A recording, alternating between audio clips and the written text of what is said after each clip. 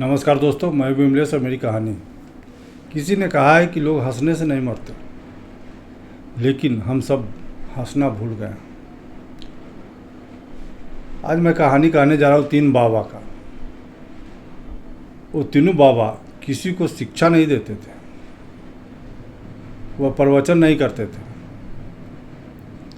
उनका काम था एक गांव से दूसरे गांव जाना और किसी चौराहे पर खड़ा होकर के ज़ोर ज़ोर से हंसना।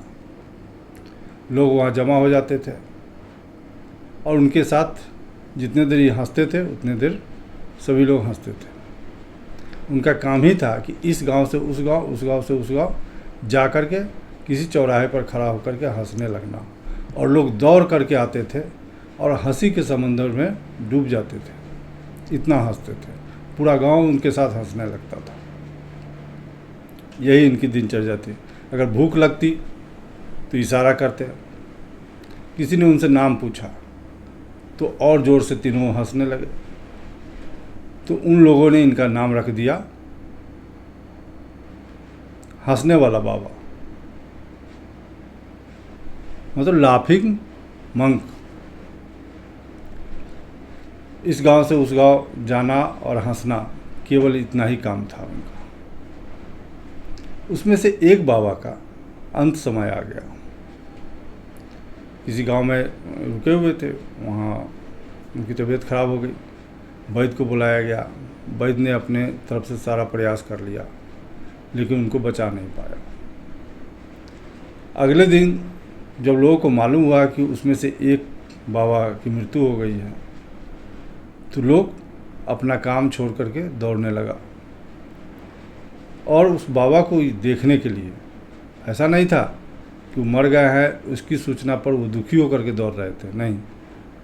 लोग यह जानना चाहते थे कि जो हंसने वाला बाबा था आज अपने साथी के मरने पर रो कैसे रहा, क्योंकि जब भी देखा जीवन भर तो वो हंसा था।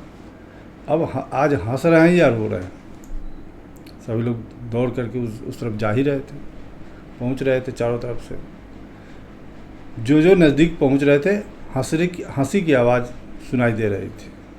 जब नज़दीक पहुंचे तो और ज़ोर ज़ोर से हंस रहे थे। तो लोगों ने कहा कि आप बाबा हैं, ज़िंदगी भर हंसे, लेकिन इमोशन नाम की चीज़ नहीं है आप में। कौन होगा जो अपने साथी के मरने पर हंसेगा?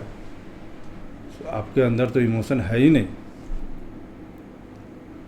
तो वो दोनों बाबा जो थे, पहली बार लोगों से बोला कि हम तीनों में एक शर्त लगी थी कि जो पहले मरेगा उसके मरने के बाद कोई दुखी नहीं होगा और इसी तरह हंसता रहेगा।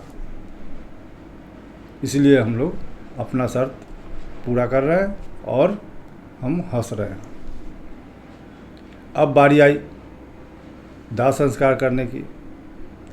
तो भारतीय परंपरा के अनुसार मरने वाले को कफन में लपेट करके चिता पर सुलाया जाता है। तो लोगों ने कहा कि कफन की व्यवस्था करनी होगी। तो उस बाबा ने कहा कि नहीं, इसने कहा था कि मरने के बाद कफन की कोई आवश्यकता नहीं है, क्योंकि हमने ज़िंदगी भर इतना हंसा है, इतना हंसा है कि हमारे ऊपर गंदगी टिक ही नहीं पाई। इसलिए हमको जिस तरह से जो कपड़ा मैं पहने रहूँगा उसी कपड़े में हमको जला देना। इसीलिए मैं इनको कफन नहीं पहनाऊँगा और इसी तरह मैं चीते पर लिटा करके जला दूँगा, क्योंकि शर्त तो पूरी करनी है। और जब चिता पर जलाया जाने लगा तो भी दोनों हंस रहे थे। लोगों को बड़ी आश्चर्य हुआ। लेकिन कहानी ये कहती है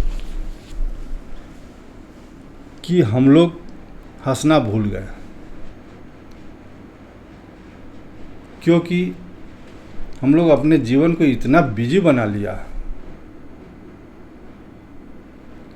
कि हंसने का वक्त ही नहीं है। हर समय सोचते रहते हैं ये करना है, ऑफिस का प्रेशर है, खर्चा का प्रेशर है, उसी में हम लोग उलझे रहते हैं।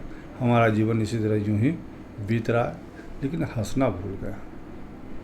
कहानी छोटी सी थी, अगर अच्छी लगी हो तो लाइक और सब्सक्राइब कीजिएगा। कहते हैं ना, करो कुछ ऐसा कि दुनिया करना चाहे तुम्हारे जैसा। नमस्कार।